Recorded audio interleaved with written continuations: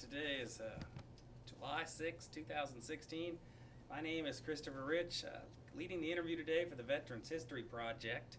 Assisting me is a local veteran from Williamsburg, Ohio, Mr. Roy Abrams, and also assisting me doing the indexing of the interview is Mr. Braden Pelfley from the Felicity branch. Today we have the pleasure to be interviewing Mr. John Glass, and your date of birth, sir, 6/15/49, and the war you were involved with, Vietnam, and your branch of service. Army, And again, for the records, what was your highest rank? Spec 4. All right, take us back to growing up. I know you said you were off camera. You were born in New Richmond. Did you stay and grow up in New Richmond? I was born and raised in New Richmond. I graduated in high school there. I was third youngest out of 8 kids. What was your mom and dad's profession? What were they? My dad was a heavy-duty diesel mechanic. My mom was at home, took care of the children until my dad passed. When was that in your life? My dad passed when I was a teenager, and when I was a junior or senior in high school. Then my mother took over and tried to do what she could with awnings and wallpapering and things like that. One of my older brothers that was still at home took over the man of the house, and he didn't have to worry about getting drafted. No. But there were three of her boys that did get drafted and all went to Vietnam. And Were they older than you? What was the the oldest one was Michael, and he went the year before me. In fact, I was held back from Fort Knox when everybody else left to wait till he got his papers to come home so I can get my papers to go to Vietnam. So And he then- served his year and then came back. Yeah. Was that a normal thing? They did that with families, or? Yeah, they tried not to put two brothers over there at the same time. Uh-huh. And then my brother Bill's younger than me. He went, but he volunteered to go. Did he? Because Yeah. all you guys were going. Well, my brother Mike was an interesting story because he tried to enlist, and they wouldn't take him. So he went and got married and settled down, and they drafted him. So he was a little disappointed by all that, but. Yeah. Where did Bob fit in all of this? Bob never did. Was my oldest brother. He never got into it at all. So he was married and settled down already with kids, and Mm-hmm. and And he was older too, didn't they? yeah, Want to he take was more of the oldest. Yeah. And but my mom went through 3 boys going, Yeah. and they was all 1 year right after another. So So was your dad still around when the first one went, or he no, had passed? my dad had before passed all of it? before that. Yeah. Yeah, but really before that Vietnam even came along. Right? Yeah, it was 1967 when he passed. Mhm. So. And that's about when we went over in '66. I went in 69 myself, but yeah. All right, well, tell us about the day you were drafted. Did you know? Well, I knew it was going to come. When I got out of high school, the common thing back in those days was you was either going to get drafted or you went to college. And I wasn't college material, but we didn't have the money to begin with. Mm-hmm. So trying to find a job was very difficult. Why? Because you knew you were going to be leaving? They pretty knew much? they knew I was going to get drafted. Yeah. And I got turned down till the U.S. Yeah. Playing Card Company took me, and I started working for them in 1967. Is that on Norwood Avenue? It wasn't in Norwood. They're now in Erlanger, Oh. Kentucky. But I got working for them, and I got drafted from there, and I was able to. Did you have any other thoughts about maybe enlisting to avoid the Army, or you were okay with the Army? I was okay being. All right. Mm-hmm. I knew I was going. Yeah. But I was one of those, my sister called me a level-headed. I never wanted a relationship seriously with a woman at that time. Yeah. I wanted to make sure that I come back, and Mm-hmm. so I didn't want no Dear John letters, even though I got Dear Johns all the time, but being named John. But I saw enough of that over there with so many guys. Yeah, you were kind of glad you weren't. Well, attached, I even right? saw a guy go AWOL in the middle of the jungle because he got a Dear John letter. So Oh, wow. Yeah. it's not a So pleasant you sight. consider yourself lucky not having Yeah. to deal with that. Yeah. Well, all right. Well, tell us about Fort Dix and then Fort Knox. Well, I got drafted and went to Fort Dix, New Jersey. First time ever on an airplane. First time out not out of state. We used to go to Illinois for family reunions, but first time away from home altogether, unless it was Vacation Bible Camp or something like that. But Do you know anybody you were traveling with, or none? No. not at the time, no, I didn't. Yeah. I went there, and I did know a family that lived not far from there that I used to go to church with in New Richmond. Yeah. So I was already planning on meeting with them the first time I got to leave, and which did work out. I was able to go That was nice spend a for you. weekend with them. Mm-hmm. But I went through my basic training. How'd you make out? I mean, were you pretty fit, healthy? Well, I was fit enough, but they made you fitter. No doubt about that. But I was telling the truth. But there were many more that were, I guess back then we called them mommy boys. Yeah. That was really took it a hard time with it, and a lot of them we protected ourselves. But it was a hard time training. It was not as it is today, I imagine, but we got through that. Yeah, what did you think of some of the instructors? Were they just over the top? Well, I had a little short guy, a drill sergeant, and he was mean. I mean, Like the movies show. yeah, it was real. When they holler and scream, and if you don't do what you want, one time I didn't speak up loud enough in mail call, and I had to go out in front of the main entrance at Fort Dix, stand there for 1 hour and salute the American flag, and shout out that I will speak up during mail call. And it's You pretty did. embarrassing because it's a busy road of people coming in and out. So I spoke up from then on. But it's stuff like that. But you learn, and What'd you think of some of the guys you were with? They all seemed we all seemed to click, at least the way I did. I was a sports guy, so I was able to kind of fit in with the groups, and we kind of got along, and we kind of looked after each other and tried to go through what we was going through, because most of us were draftees. Yeah. For the record, what sport? Well, I played some football and played a little bit of baseball, but I did a lot of coaching. Did you play against Williamsburg at a time or two? Yes, we did. Okay. In my junior high years, when I was in high school, I wasn't planning on graduating because nobody did in my family, and I was planning on quitting like everybody else. But when my dad died, that's when I was told I was going to have to graduate, and so that's how that all came about. But over basic training was typical, I guess, what you see on TV, the holler and the screaming, and going through the obstacle courses and climbing walls, swinging on ropes and bayonets and all that stuff. It was. He didn't tell you you had 3 left feet. Well, you was told a lot of things. I don't want to say on camera, and with my pastor present, I definitely don't want to say.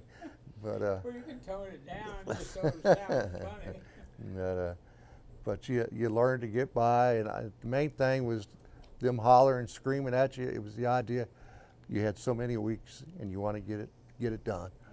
And so once I did finished my training and went through the process of being sent out and got my papers that I was going to go to Fort Knox. Yeah, was that a specialized area? Like, did you know what you were going there for? I was going as to train in armor, I knew. Okay. But it was a big joy for me because I'm from Cincinnati. Yeah. And I thought, wow, that's close to home. But when I went to Fort Knox, Kentucky, I was started doing a little harder training. You went through your map reading, and you went out in the fields and learned more about how to hit targets and stuff like that.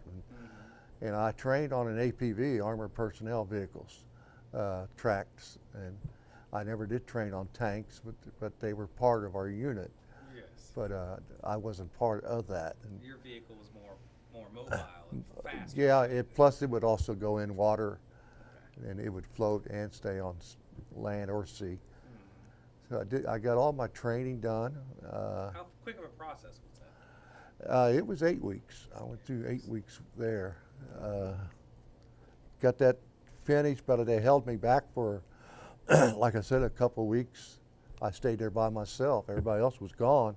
They got their records, and they couldn't send me to Vietnam till my brother Mike got home Wow. or So got you his were papers. literally just waiting around. And I didn't know why they was waiting, because a lot of didn't tell people. you? No, they just said my records got messed up, and that a lot of people went to either Korea or Germany or Vietnam, and I couldn't understand why didn't they just send me one of these other places, but they wanted me to go to Vietnam, and Well, that kind of had to make it a little rough on you with camaraderie with the guys. Half your guys left you. You know the guys. well, yeah, because training I with. had the base to myself, Yeah. and so it was very boring too, because I wasn't allowed to go home or anything. But once I went home, got my leave in, and trying to prepare myself for Vietnam itself. Did you get to see your brother by chance? Or? No, I never did I didn't get to see Mike when he come back. He was still through the process. Okay. But there was a friend of mine of the family who just got back himself. His name was Tony Peters, and I became very close to him, and wanted to hang with him, and I could really tell you a story that would, I don't even know how well you would take it, but Tony was somebody I really hung with, and I wanted every information I could get out of him, because he made it back, and I thought, well, maybe he could give me some guidelines. And he didn't want to talk about Vietnam. Wow. All he wanted to talk about was his family. He said, my family has changed, they're not the same. He said, my brothers, my sister, my mother are completely different people. He said, the only one still the same was my dad, and he just turned his back on the family. But his family had accepted Jesus Christ as their Savior. And they went to church, got very involved, and his dad didn't believe in God at all.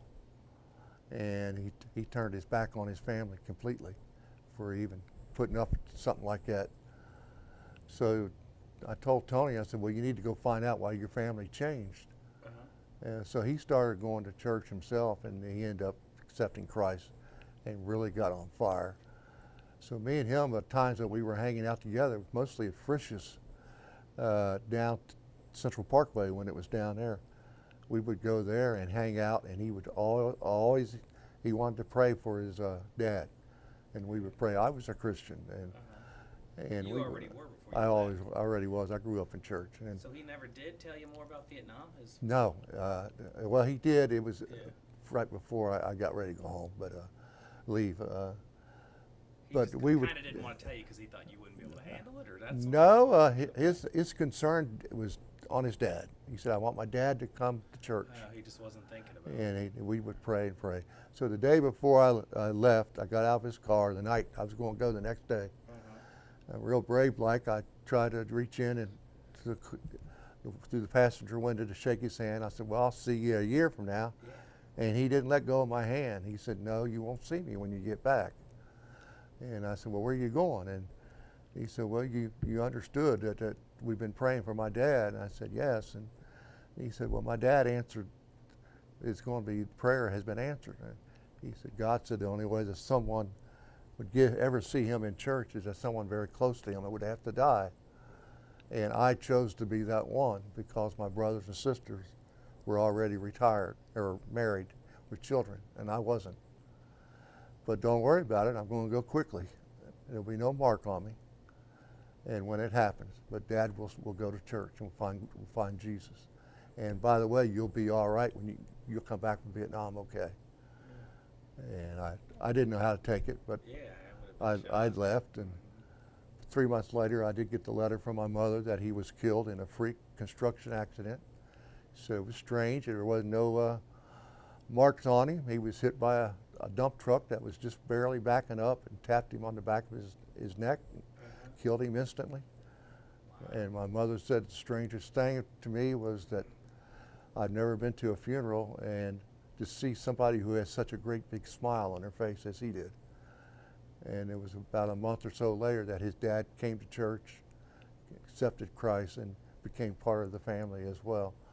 So, and when Did I you read, ever tell them that story, the family? yes, it took me a while, but Yeah, I 'cause you did. were almost not wanting to, right? So I was telling myself when I read that, Yeah. I was shaken, Yeah. and I said, well, all this has happened, and maybe I'll come back. I'm going to come back okay, but I got to not be stupid about this. Yeah. I got to still duck my head and everything. Yeah. But that's Mhm. the reason my son is named Tony. To this, I only had one child, but that as I was over in Vietnam when I first got a sign, they flew me out in a helicopter to Phang Rang, and where I would then be picked up to go to a fire base. Were you going back to where some of the guys you knew were stationed, or you had no idea? I had no idea. Okay. I did meet a New Richmond guy coming on the plane that I was taking. Really? That he was going home and I was coming back. I did know him. Yeah. Now, one of the, I guess one of the things that kind of wakes you up is that when our plane landed in Saigon, of course you have no weapons. We're on a regular plane.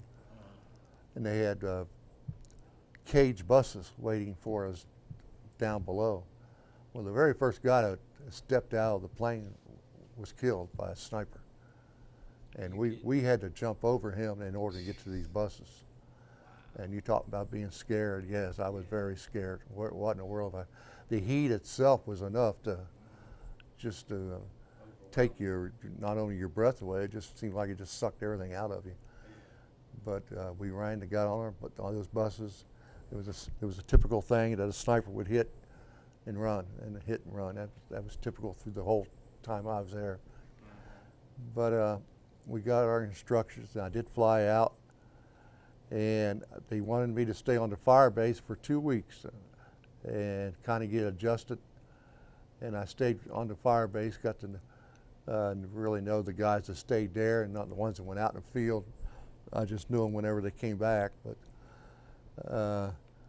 I drove it was a truck on tracks, and I went to get supplies or even went to the ammo dump or deliver supplies, or I even took the trash out to the dumps, which was a trip itself. And you go to the dump, the whole villagers, they're like parasites. They just want the trash before you can even get it out, and they would absolutely fight over a piece of broken board like this. Was it just they were just so starving and Yeah, helpless? that board represented to put on their hut to protect the leak in their roofs.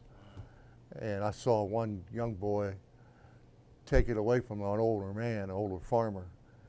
And the older farmer was crying that he needed that board so bad that I went down and broke it up and gave the board to the old man.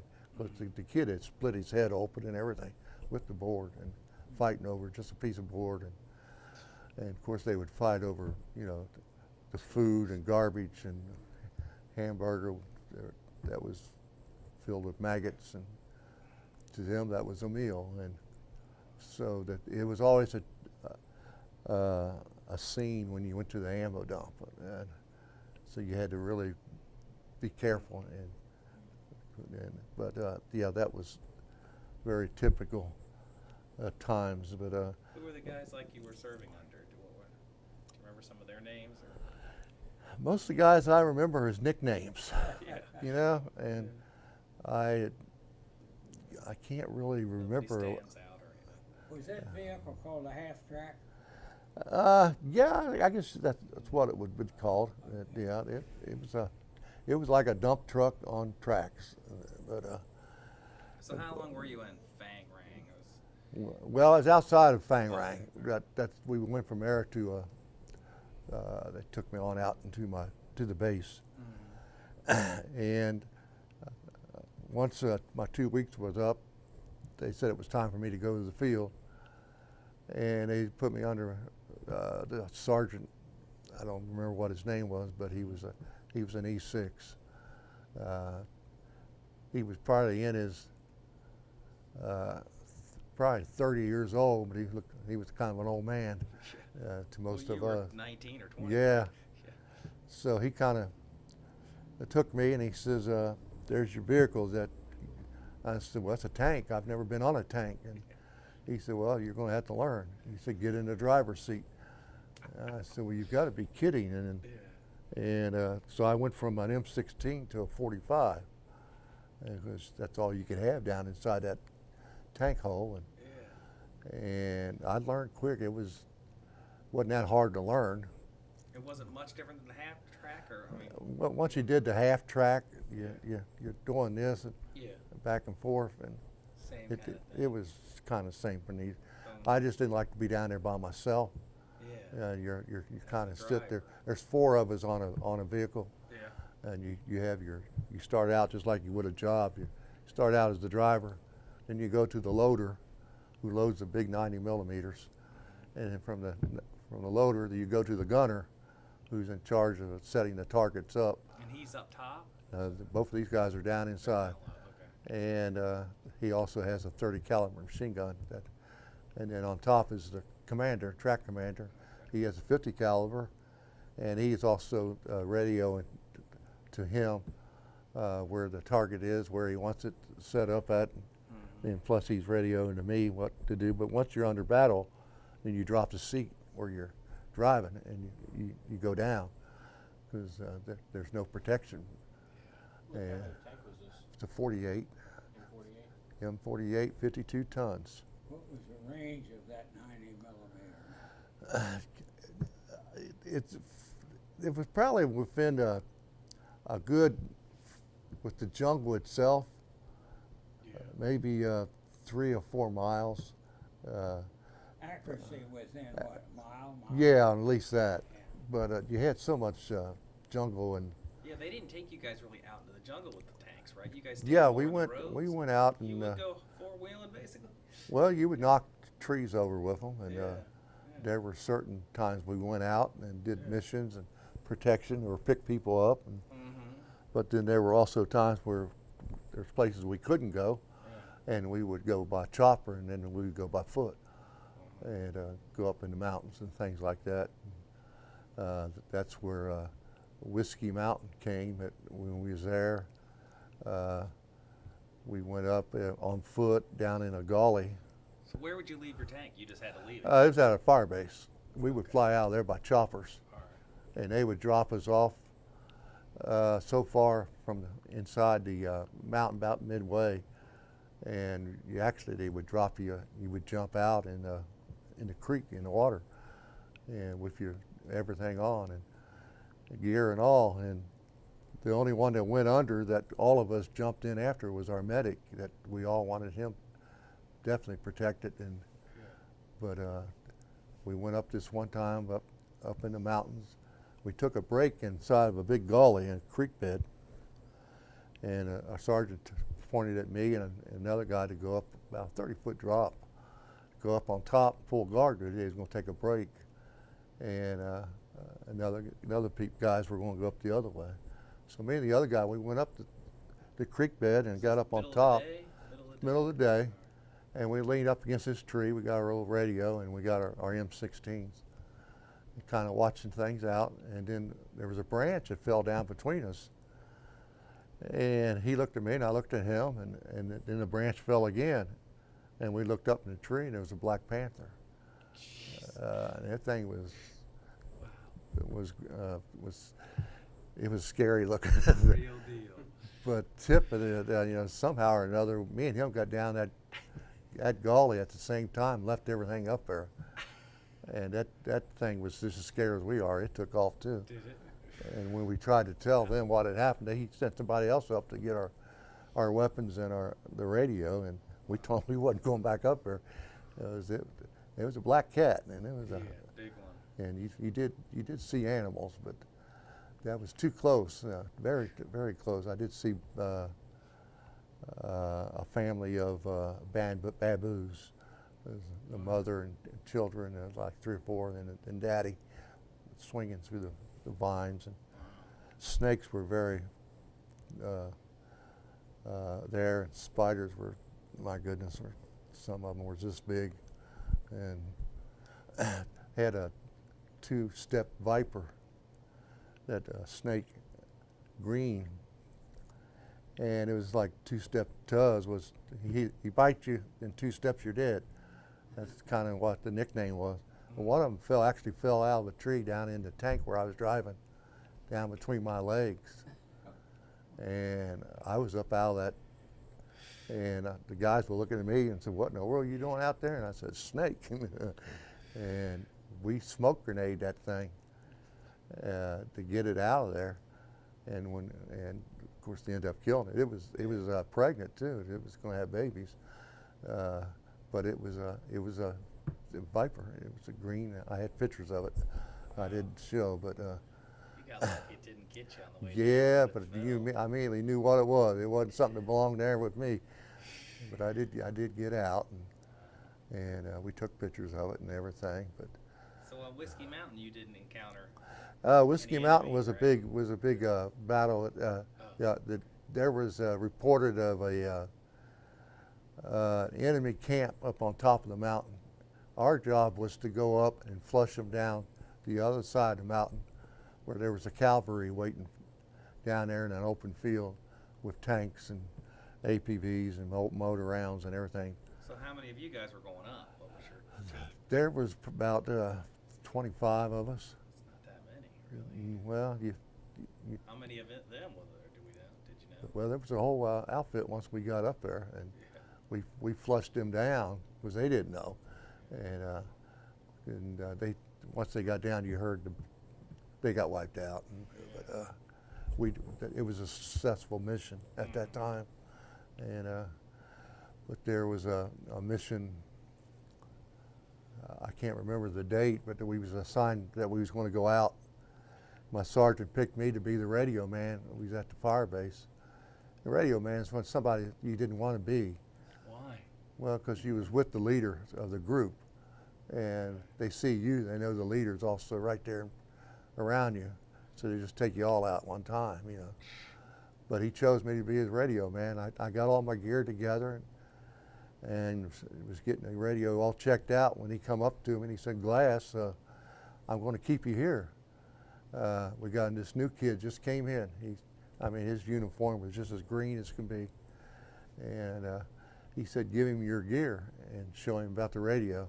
So you were going to be on the radio on the other end. Is Yeah, that what he was- with him. I was going to be out in the field. Oh, okay. And so I gave this kid my gear Yeah. and the radio, and they took off. And 3 days later, they got hit, and the sergeant was killed. And the kid who had my gear was wounded, was airlifted, and we found out later that he lost a leg. But and I felt guilty for a long time on that. You couldn't figure out why the sergeant switched, right? What Well, was his reason? I- To give him experience, basically? Well, I needed to help get an engine in my tank. He wanted me to help just go ahead and transfer that engine in, Gotcha. but I felt so guilty. I didn't even know the kid, don't even know what his name was, but he had just arrived, and boom, he was gone. But yeah, that was a very hard time for me. Also, I wanted to tell you about April the 1st, Yes. 1970, even though it's April Fool's Day. There was a day that many of our bases were attacked at the same time. It was that the enemy had chosen a whole bunch of fire bases to hit the same night. And we were at home at that time, getting ready to go out on another mission. And me and another guy, we had walked down to the ammo dump. We were getting actually ammo, and I had my M16, and he had a grenade launcher, getting some ammo for that. And when all of a sudden it was that night, and then the sky just lit up with our flares, and we were being attacked. They said the enemy in the wire, and Wow. That means inside the lines, right? well, they're in the wire. They're coming in the barbed wire, and then they said they're inside. They're inside, and we had one about maybe from here to that door come running at us. He had a knife in his hand.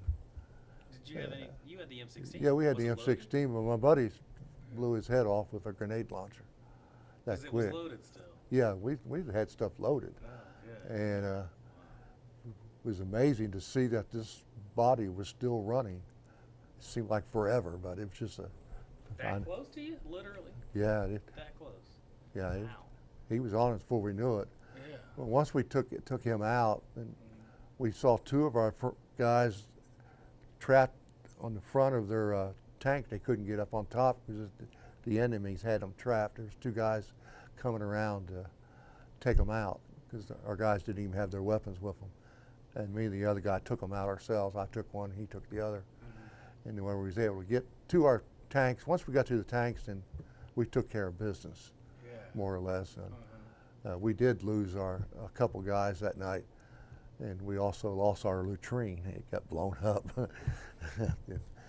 That was very important to us to have a good place like that. But they missed the ammo dump. They was trying for the ammo dump, but there were so That's many. Where you guys were. Yeah. There were so many others being hit that night at the same time that it was unreal. How many do you guys think it was? Well, the 50 next morning minutes. when we looked out, there was dead bodies all over the place. And, Yeah. so I'd say we had at least 100 or so. And you guys defended it pretty well. So. Yeah, we really did. It was, and it was a new fire base. It was Fire Base Trooper that we had just had some new buildings that we had made ourselves, built ourselves, and sandbags and stuff like that. But we got through that night, and this didn't, but being in Vietnam, this stuff didn't happen all the time. There were days that, you got too relaxed, and when you got too relaxed, is when things would happen. But How long would you say that big attack lasted? I'd say maybe about an hour and a half. It was Intense with it. very intense, especially when they got in, because a lot of our guys, we were really caught off guard, which was a surprise. And you had to be careful using your big gun. Yeah. Tank. You would blow up your own stuff. So you were pretty much using the machine guns inside there. Yeah, with when there was out in the barbed wire, we used the big boys. Okay. Yeah, we could always get barbed wire, but as far as that goes. Just to but- back them out of there, right? Yeah, and one of the scariest moments, and those are scary moments. One of the scariest moments whenever we would go out into the field with our vehicles, at night we would make a surrounding like wagon trains and set up for the night. You'd have your tanks all set. There was 4 tanks, and then you had your APV, and then the commander would sit in the middle. And we always had a mad minute right before it was getting dark. We'd all open up with everything we had, and that was to let the enemy know that you were here. Don't mess with us. But the scariest part was if you were selected with about 4 or 5 other guys to go about 2 miles away on foot to pull guard duty. Most likely place you're going to get hit. And I was chosen the very first night I went out. And I couldn't believe that I was leaving my tank. And I had my M16. We went out about a couple miles away from everybody. And we And got you weren't the only two. no, there was about 7 of us all together. The sergeant was with us. And we set up our Claymore mines and everything to kind of circle us in. But when it got dark, the enemy started speaking to us. And they would say, "Hey, you GI, you don't want to be here. It's time to go home. Go home. We won't bother you. Why don't you go home?" And this went on for hours. And they said, knew English, right? "Oh yeah." They said, "Hey, how about you, GI? You leaning on that banana tree," which was me. And we didn't know what to do, and the sergeant had already radioed back, and you could see their shadows running, and then all of a sudden they disappeared. And so he called for some help, and it was like the cavalry. You heard those tanks coming, and part of them were coming out to us, and while the rest of them stayed. Well, when they got to us to pick us up, the sergeant had already told us, "Don't blow your claymores, don't blow them." The enemy had already turned those back around on us, so that we would have blew ourselves up. But Sergeant, quick thinking that he had, and He guessed that. he guessed that, but they'd already had it. They was that close to us. And so when we got on the vehicles, we heard the people our other people were getting hit, and they had broken us up. The enemy did. So we hurried on back to get back to them, and we opened up in this one area where they was at, and we ended up killing 5 of them at that night. I mean, it was not a pretty sight to see what we all turned out okay, but when we went back the next morning, and we'd Where your claymores were? we picked all that stuff up, but we also wanted to know how come they was disappearing, and we found a tunnel that they had in the jungle that they had jumped into and made their way over to where we were at, the other people, and that's the kind of people you were fighting, and it was unreal and very scary. And, those were moments, and Did you guys have any Bangalore torpedoes? no, You did not? No. Okay. no. Did Tell- they pick somebody to go down into the tunnel once you guys found it? That was mostly your Green Beret or Special Forces. So if you guys see a tunnel, you just, The Green Beret usually came out. okay. We may fire in it, but I wasn't trained in that. I definitely wasn't going to go no tunnel. But I mean, I would if they told me to, but that was something that we really wasn't trained in. But we had people that came out and took care of that. But sometimes there was things that were done. We did capture some prisoners one time, and to this day I believe they were not prisoners. I believe they was just farmers, but I couldn't prove it. But they didn't take prisoners. Get them up in the chopper, then they threw them out, and I'll never forget that. They had them tied up, and they just kicked them out. Did you get hot chow occasionally, or not very often? Not till we went back to the fire base. That and one of the disappointing things for me is that we never had a chaplain. Okay. And I was a Christian guy. Just didn't have one available to you? We never had a chaplain assigned to us at all. And we did around Easter time. They had a priest came out and did like a community service to the Catholics, but that's the only time I ever saw that connection. I never did understand that, but that was part of the things You that went mentioned on. going to Hong Kong. Was that during while you were in country? Yeah, that was my R&R. I tried to save my R&R because you're allowed to go either to Hong Kong, Australia, Tokyo, Australia. Thailand, and Hawaii. But Hawaii was only for married guys, people. So Hawaii was already out. I was saving to go to Australia, and I waited 11 months, seniority-wise, so I could go. And the guy who took Australia had like a week or so above me. He took Australia, so I chose Hong Kong. I went to Hong Kong, and You was talking about you saved your money. There wasn't much of a place to spend money, was there? no, not really. Oh, they come around with their little bags of stuff they made and everything, but no, my money went home. And then some of it I lost in poker games, but that was when you was at the fire base. But Tell me about some of the men you served with. Any of those? Like you said, you knew some nicknames. Any of those Yeah. guys you want to share on camera about what they did for you or how they? oh gosh, well Rocky was our main radio guy who took care of our radios. He would fix them up and everything. And he was just a little short guy, but he was very intelligent man. And I remember him and I and another guy named Dennison were sandbagging in the new fire base. Every now and then we'd take time to sandbag, but we really hired the little kids from the village to come in and sandbag. And we just kind of overlooked them sometimes, and we kind of hung out and did all that.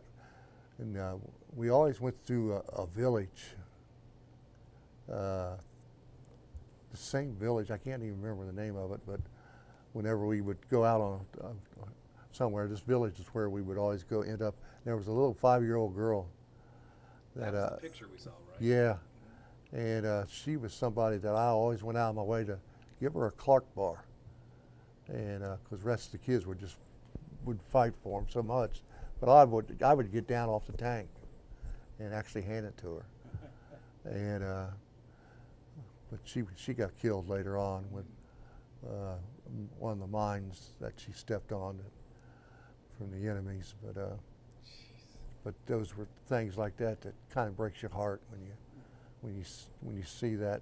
She never had a chance.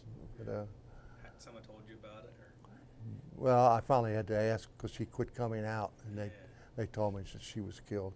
Now, you mentioned sandbags. Was that for fortifications or? Well, it was for protection of our buildings that we, like our little huts we made to stay in, or a lot of them around your CO headquarters in the middle, and supplies station where we got our supplies and stuff like that. Did you guys put sandbags on the tank? Protect the tank? No, I didn't have no sandbags on the tank.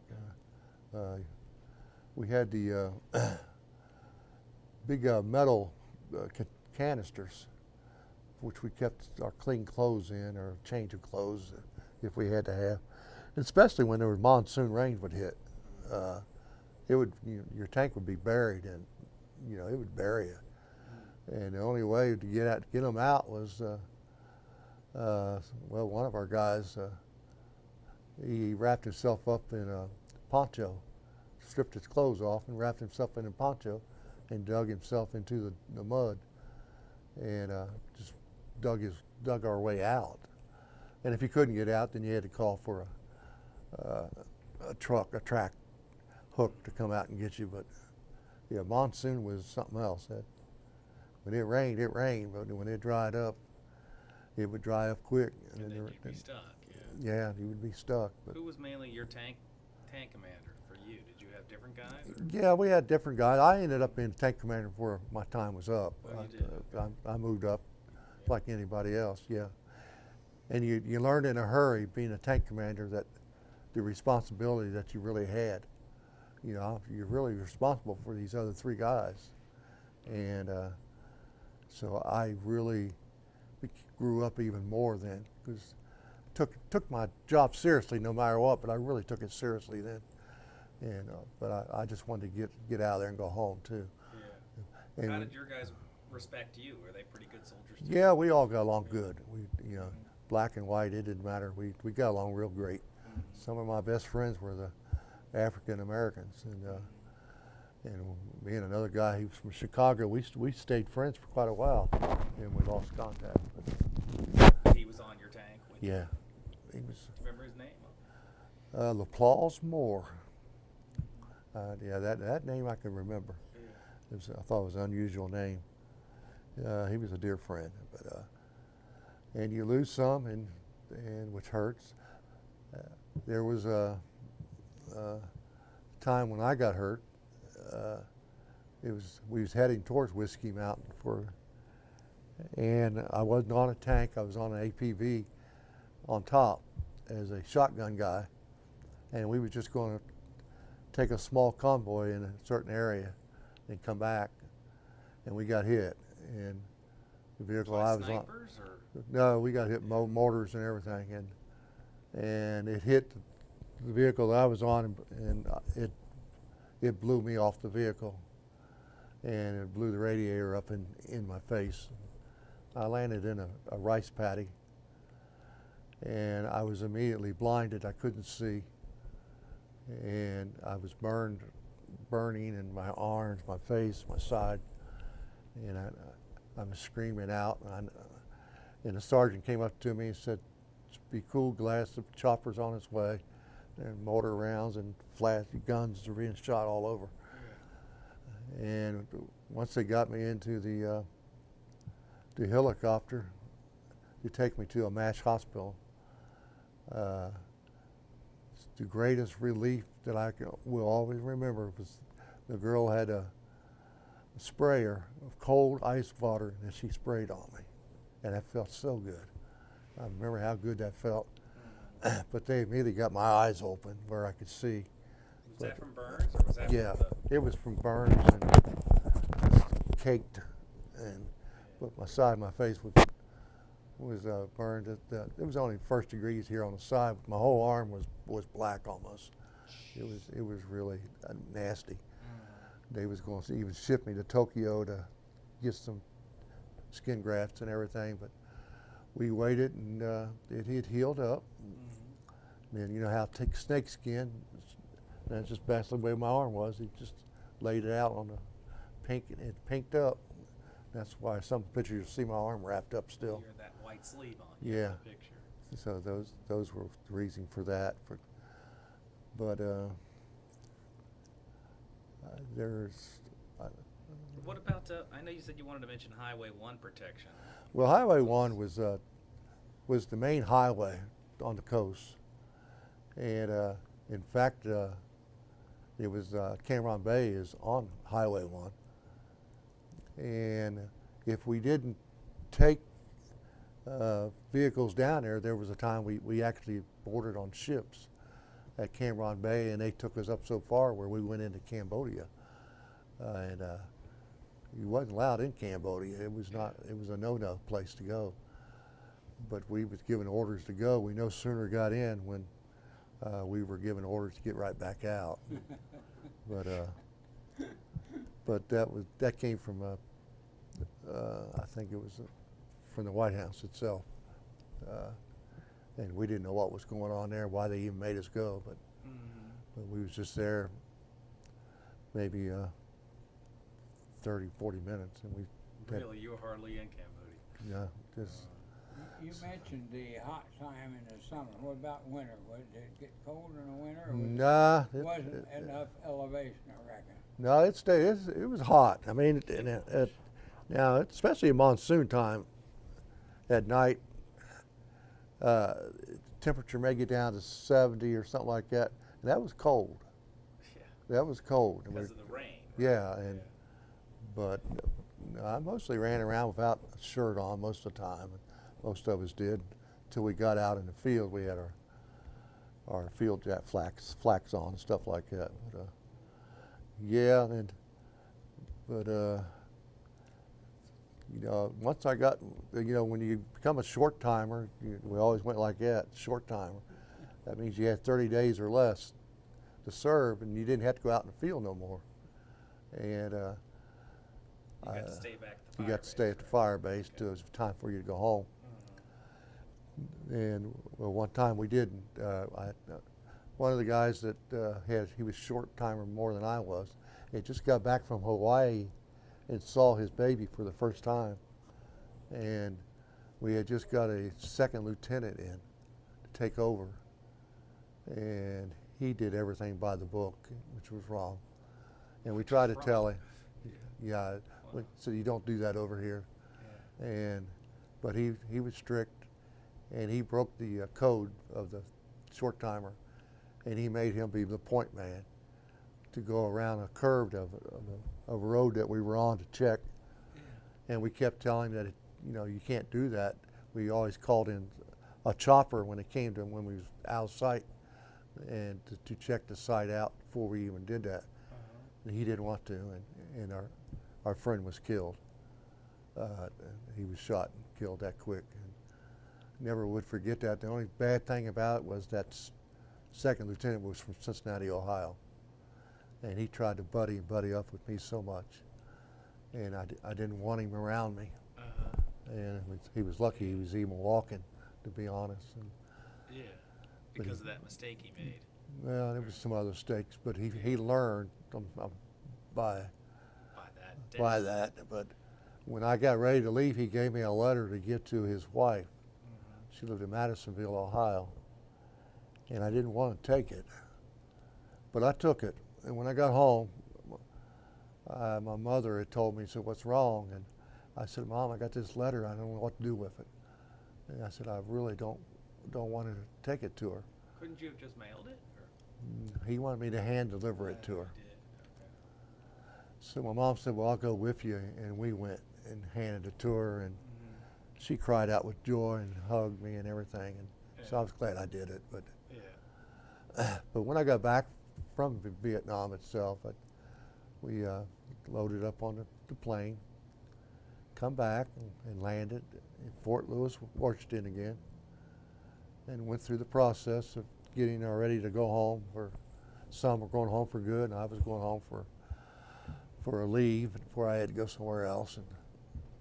And I guess here's where I can tell you how we were treated. That's what, yeah, I was gonna say. They told us in the room. And this is what, 1970? What are we? Yeah, 1971. Okay. We were told that when we left the plant, the base, and go in the airport, not to wear our uniforms. Right. And we didn't know why. I didn't know why. Well, because you still had time. And I didn't. Kent State happened while I was over there, and I didn't even know what that was all about. Yeah. But we all said no because we got a discount if we had our uniform on. But in the airport, and once we got to the airport, we found out quickly we were spit on. We were called murderers, and I couldn't believe that. Just by people in the airport. There was a group of them waiting for you. Was that the Hanoi, I don't know what the group was. her name, she was one of the movie stars' daughter? Oh, Jane Fonda. Yeah, wasn't she involved in that? There was a lot of things she was involved in, which we didn't appreciate, but I don't know what it was all about. I was shocked. Yeah, really. Like, why are you spitting on me? I couldn't understand, but they called us baby killers and everything. But once I got home for my leave, I still didn't understand. I didn't say anything, and I kept quiet. To your family and stuff? Yeah, I kept quiet for over 40-some years before I'd even talk about it. I didn't understand why they did that. And I was proud I went. I was proud I served. And even though I was drafted, I was very proud that I served. Whether it was wrong or right, it didn't matter. My country called and I went. I served. I was proud of it. And I just didn't understand and never will understand it. And then we weren't welcome back, and that's true. And we kind of went into our own shells, and we kind of were rushed back into life too quick. You try to get help. I even tried to get help at the VA, and they just turned you away and didn't want anything to do with you. And I just went on with my life, to be honest with you. And, What'd you do when you came home? I went back well, when I came back first, I ended up going back to Fort Riley, Kansas, and which was not a pleasant thing. It was a place where they didn't know what to do with the Vietnam guys. That's where they would send us. They make us go through basic training again with these new kids, and we wasn't going to do that kind of stuff. But they wanted to go through. For your guard duty, you got to shave and your haircuts and KP and all this stuff, and it's just something that we wasn't going to put up with. Was it called chicken ass then? Yeah, well, more or less, but these new kids depended on us. Because we've been to Vietnam and they wanted us, and They wanted that influence, kind of. Is Yeah. that what they were looking for? but It just wasn't working. we really got out of it, most of it. We did some training, and they wanted us to do map reading, and we kept saying, no, this is not how it's done. And Because you guys were there. yeah, but it was going by the book according to them. But I went ahead and got through all that stuff, and even though it wasn't pleasant. But once I got out, I ended up going back to U.S. Playing Card Company. I had a job waiting on me. I stayed there for 43 years. So they treated you well when you got back. Yeah, very well.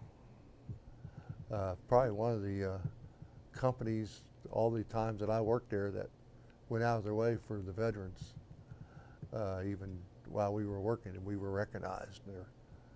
So, Well, your time in gave you seniority to it, went right on, didn't it? yeah, everything went on. So when did you get married? I know you said you had a kid. And Well, I got married. Like I said, I got out in '71. I ended up getting married in '74. I met the love of my life at the Playing Card Company. It was really a setup. It's one of the group of couple girls and a couple of my friends come over and said that she wanted to go out with you. And I didn't want to go out. I had just broken up with somebody at that time, so I wasn't ready. Yeah. But they said, yeah, she wants to really go out with you. So I thought, well, I'll go ask her. Well, at this time, I didn't know that she didn't know anything about it. And so it was on a Wednesday. Wow. I walked up to her as she was going to the break room in the middle of the aisle. I stopped her and said, you want to go out with me? You want to go out this Saturday? This was on Monday. You got till Wednesday to let me know. And I went on back and I thought, well, this would stop it. And all these guys would leave me alone. Yeah. Yeah. And she just stood there in shock at me. And she came back Wednesday and said, I'll go out with you, but on one condition, that we double date with my friend. Yeah. And we hit it off, man. We dated in October. Yeah. We were engaged in November. We were married in December. Wow. It was that quick. Happy togetherness till she passed. And You guys had a kid, right? yeah, we had one son, and but she loved to work. And of course, I had to work. I told her, well, you work and I'll stay home. But that's not what you're supposed to do. And, Yeah. but she wanted to work, so we decided one child was all we would Gotcha. do, and we ended up being very blessed in that area as well. But so that's basically my life till she passed away. Things were changed again. But How long did you guys have together? we was married almost 27 years. She ended up with Alzheimer's at the age of 47. Wow. So it was a very, very tough time the last 6 years of her life. Passed away at 53. But I've always had my church family and around me. And today I don't do as actively as I am as I walk with a cane. I had a complete knee replacement, and it didn't take. My body rejected it. So I've got a bum leg out of it, but that's okay. And Now, where's your son? my son is, he stays at my house in the basement. He has the basement complete house himself, to be honest. He's a very busy and active worker. Today, some of my duties with my pastor back there, I'm in charge of gospel music. I'm a bookie, I book groups of gospel music. I've done that for years. I really enjoy doing that, and I bring in groups in our church, and I continue to do that. And I've been on cruises with the gospel singers I did that for 3 years in a row, and I don't sing, but I love to be in the background of it and everything. So my son does sing and write music and stuff. So And what church was that for? First Baptist, Newtown. Pastor Roger Hout, come and see us. Thank you for coming today. Yeah, he's assist back us. there. Yeah. Roy, do you have a certain question you'd like to I ask? figured so. In the absence of wartime, what would you think of a mandatory draft for all 18-year-old boys and girls to give Uncle Sam a year or 18 months, get away from mom, get their head screwed on right, get some discipline, and life would look different when they come out of the service? What would you think of a law like that? I think it'd be a great law. I grew up quickly in the service. So did a lot of people. I mean, maybe too quick at times, but I did. When I had respect more for a lot of things, but I also had a lot of anger issues that stayed with me for many, many years that most of us Vietnam guys do and have. But we're starting to be helped with the VA now, and they're starting to help us out and listening to us. And I go to group meetings and things like that. So, Well, thank you for your service. well, sir. thank you for yours. Did you come back and do anything with organizations? I'm part of the. I didn't join no legions, No. Okay. but I'm part of the women's. I can't think of it now. Or, women's auxiliary? No, not the. I can't even A think of it. military group. Yeah, it's a military group. Okay. I'm part of that group. Not But the Daughters of the I- American Revolution. right? I'm not, yeah, DA. Okay. All right. I'm not involved in anything specific. I go out of my way to thank any veteran that I see. Mm-hmm. I go out of my way to thank any police officer or fireman. The same respect I give to them. Did you ever do any reunion stuff? Did you ever hear about any of I that? went to one reunion Did you? back in 2003. Mhm. They met at the over in Indiana, one of those casino places. It was your first cab, or? First calf. We got together, and Yeah. in fact, my son was with me, and it was the first time that I can remember that one of the guys said, "You're him," and I said, "I guess." And he said, "You're one that saved my life. I was one by that tank. Wow. You took that guy out." I said, "We were just doing our job, buddy." But he turned and told my son I was a hero, and I said, "Well, it's just our job, man." That was you and the grenade launcher guy together, right? Yeah, Wow. yeah, he wasn't there, but that guy remembered me. He said, Yeah. "You're the one that got me to have another day."